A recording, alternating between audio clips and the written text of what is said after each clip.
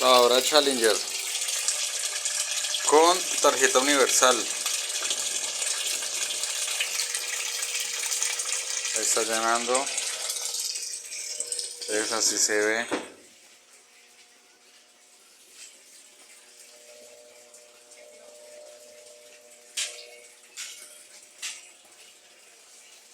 Haciendo pruebas de agua para el lavado.